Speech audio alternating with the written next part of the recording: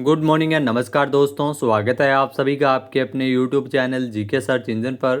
तो दोस्तों आज है 4 दिसंबर और 4 दिसंबर से रिलेटेड राजस्थान करंट अफेयर्स के जितने भी इम्पोर्टेंट क्वेश्चन हैं उन सभी को हम इस वीडियो में डिस्कस करने वाले हैं। तो पूरा वीडियो बहुत ध्यान से देखना और वीडियो के एंड में मैं आपसे क्वेश्चन भी पूछूंगा जिसका आंसर आप सभी को कमेंट बॉक्स में देना है। जी हाँ, कल के वीडियो में मैंने आपसे क्वेश्चन पूछा था जो था राजस्थान में महर्षि वेदव्यास प्रतिष्ठित द्वारा जो प्रतिष्ठान के द्वारा महर्षि वेदव्यास पुरस्कार 2025 ये किसे प्रदान किया गया। तो ये पुरस्कार मिला था गुलाब कोठारी को। बी ऑप्शन यहाँ पर बिल्कुल सही था। जिन दोस्तों ने बी ऑप्शन कमेंट बॉक्स में सही जवाब दिया था उनको हार्दिक शुभकामनाएं।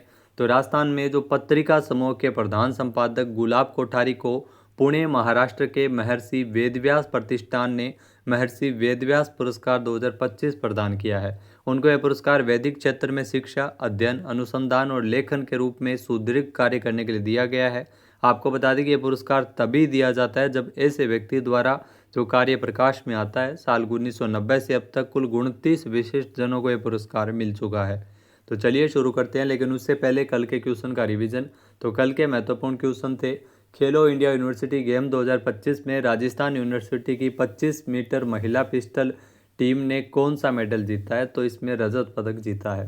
नेक्स्ट है टाई ग्लोबल समिट और राजस्थान डीजी फेस्ट के द्वारा जयपुर में पहली बार कॉमिकॉन जयपुर कॉमिकॉन 2026 का आयोजन कब किया जाएगा। 4 से लेकर 6 जनवरी 2026 तक।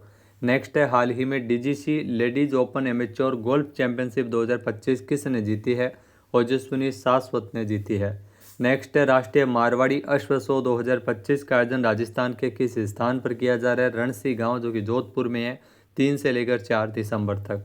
नेक्स्ट है हाल ही में 25वें समर डेफ ओलंपिक 2025 टोक्यो में 50 मीटर राइफल प्रोन स्पर्धा में कांस्य पदक किस जो राजस्थान के किस खिलाड़ी ने जीता है। तो कुशागर सिंह राजावत ने जीता है। तो चलिए शुरू करते हैं। पहला क्वेश्चन है कौशल प्रशिक्षण के क्षेत्र में अग्रणी सुवर्ण पथ जो एडुटेक वेंचर्स प्राइवेट लिमिटेड ने राजस्थान में किसके साथ एक एमओयू साइन किया है। यहाँ दोस्तों राजस्थान में जो राजीविका के साथ ये एमओयू साइन किया गया है, यानी कि ए ऑप्शन यहाँ पर बिल्कुल सही है। आइए जानते हैं इम्पोर्टेंट फैक्ट्स।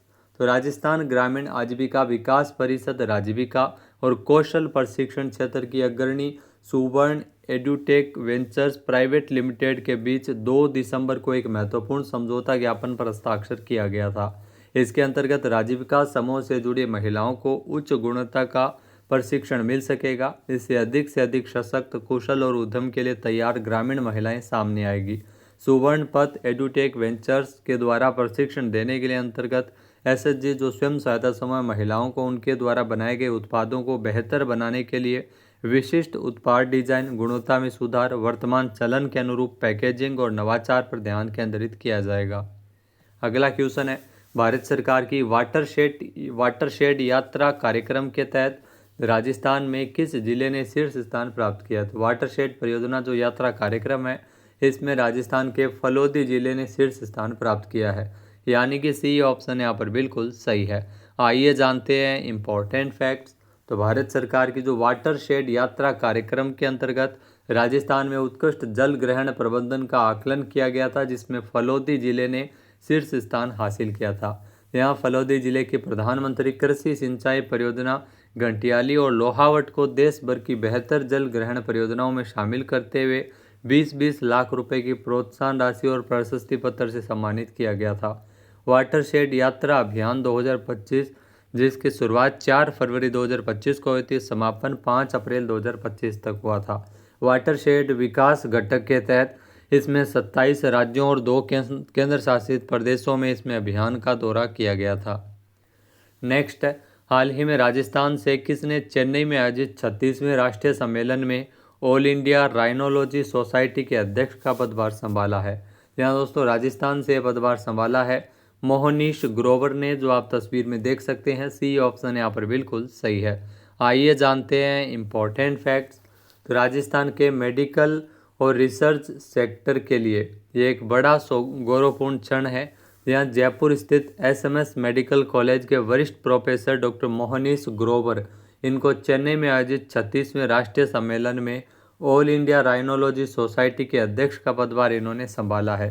डॉक्टर ग्रोवर इस प्रतिष्ठित पद पर पहुंचने वाले राजस्थान के पहले विशेषज्ञ और देश के सबसे युवा अध्यक्ष बने हैं।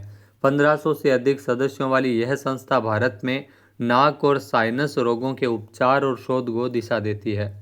अगला क्वेश्चन है, खेलो इंडिया यूनिवर्सिटी गेम्स 2025 के तहत जो कयाकिंग और कैनोइंग प्रतियोगिता में मोहनलाल सुखाड़िया यूनिवर्सिटी के वनेश शर्मा ने कौन सा मेडल जीता है? तो वनेश शर्मा ने इसमें स्वर्ण पदक जीता है, यानी कि बी ऑप्शन यहाँ पर बिल्कुल सही है।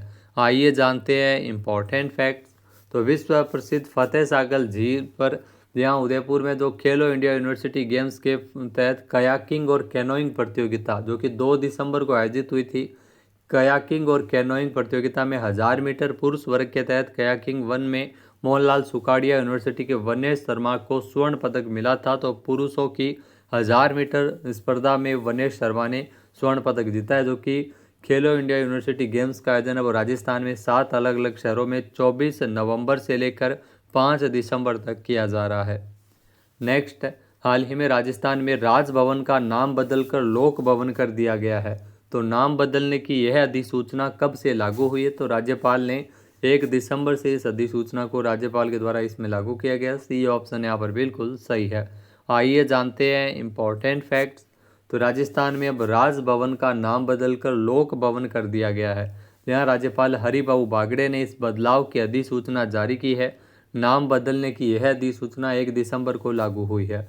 नाम बदलने का उद्देश्य औपनिवेशिक मानसिकता से लोकतांत्रिक भारतीय संस्कृति की ओर बढ़ना है। लोकतंत्र के आधार पर इसका भवन अब राजतंत्र न होकर राजभवन न होकर लोक भवन किया गया है। यहाँ राजभवन का नाम बदलने के साथ ही स्टेशनरी, रिकॉर्ड और साइन बोर्ड में भी बदलाव होगा। यहाँ केंद्र शासित प्रदेशों में राजभवन को राजनिवास कहा जाता है, वहाँ भी अब लोक निवास के नामकरण की तैयारी चल रही है। राजस्थान यह बदलाव करने वाला भारत का 9वां राज्य है। इसके अलावा प्रधानमंत्री कार्यालय को भी अब सेवा तीर्थ के नाम से जाना जाएगा। अगला क्वेश्चन है, मुख्यमंत्री भजनलाल शर्मा जो कि फिरोजपुर फीडर के पुनर्निर्माण कार्य का शिलान्यास कब करेंगे? तो 5 दिसंबर को शिलान्यास करेंगे। बी ऑप्शन यहाँ पर बिल्कुल सही है। आइए जानते हैं इम्पोर्टेंट फैक्ट्स। तो राजस्थान के मुख्यमंत्री भजनलाल शर्मा जो कि 5 दिसंबर को फिरोजपुर फीडर के पुनर्निर्माण का कार्य का शिलान्यास करेंगे। यहाँ इससे गंग नहर में वर्ष भर पानी की पर्याप्त आवक बनी रहेगी और जो किसान रबी, खरीफ और आदि फसलों की ज़रूरत के अनुसार सिंचाई कर सकेंगे। इन विकास कार्यों से हरिके बैराज में आने वाले अधिक पानी को फिरोजपुर फीडर में लाया जाएगा। प्रत्यक्ष लाभ गंग नहर को होगा। बजट घोषणा 2024-25 में फिरोजपुर फीडर के पुनर्निर्माण के लिए तकरीबन 200 करोड़ रुपए का प्रावधान किया गया था। इस परियोजना की कुल लागत 647.62 करोड़ रुपए है। इसमें पंजाब राज्य की जो हिस्सेदारी है वो 379.12 करोड़ और राजस्थान की हिस्सेदारी की अगर बात करें तो 60-40 के अकॉर्डिंग 268.50 करोड़ है। नेक्स्ट, हाल ही में जारी राजस्थान के खाद्य सुरक्षा सूचकांक की रिपोर्ट के अनुसार कौन सा जिला सबसे आगे है? तो झुंझुनू है वो अव्वल है। बी ऑप्शन यहाँ पर बिल्कुल सही है। आइए जानते हैं इम्पोर्टेंट फैक्ट्स। तो राजस्थान में लोगों की सुरक्षित, पौष्टिक और पर्याप्त भोजन पहुंच के मामले में 15 जिलों की स्थिति मजबूत बताई जा रही है, जहां पर किसी भी तरह की आपदा आने के बावजूद पौष्टिक अनाज की उपलब्धता काफ़ी बेहतर रहती है। राजस्थान के खाद्य सुरक्षा सूचकांक की रिपोर्ट के अनुसार इसमें झुंझुनू जिला है वो सबसे आगे है, जबकि जैसलमेर सबसे असुरक्षित श्रेणी में है।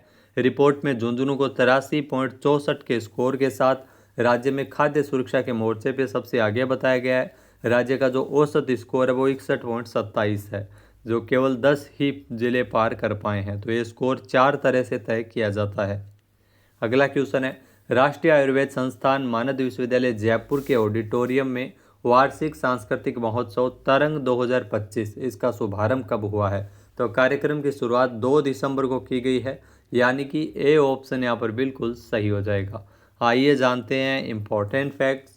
तो राष्ट्रीय आयुर्वेद संस्थान मानद विश्वविद्यालय जयपुर के ऑडिटोरियम में 2 दिसंबर को वार्षिक सांस्कृतिक महोत्सव तरंग 2025 का शुभारंभ हुआ था।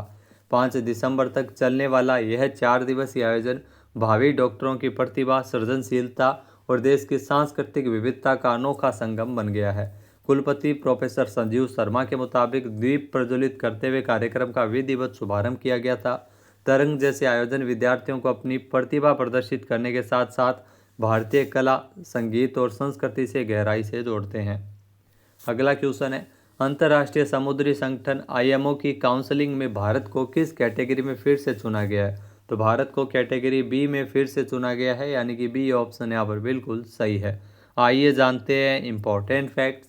तो भारत को अंतर्राष्ट्रीय समुद्री संगठन की काउंसिल में जो कैटेगरी बी में फिर से चुना गया है। इस कैटेगरी में वे 10 देश शामिल हैं जिनके अंतर्राष्ट्रीय समुद्री व्यापार में सबसे जो अधिक रुचि है। यह चुनाव लंदन में 34वीं IMO असेंबली में 28 नवंबर को हुआ था, जहां पर भारत को इस कैटेगरी में सबसे ज़्यादा 169 वैध मतों के साथ 154 वोट मिले थे। अगला क्वेश्चन है, विश्व कौशल एशिया प्रतियोगिता 2025 में भारत ने कौन सी रैंक हासिल की है? तो भारत ने 8वीं रैंक हासिल की है, यानी कि सी ऑप्शन यहाँ पर बिल्कुल सही है। आइए जानते हैं इम्पोर्टेंट फैक्ट्स।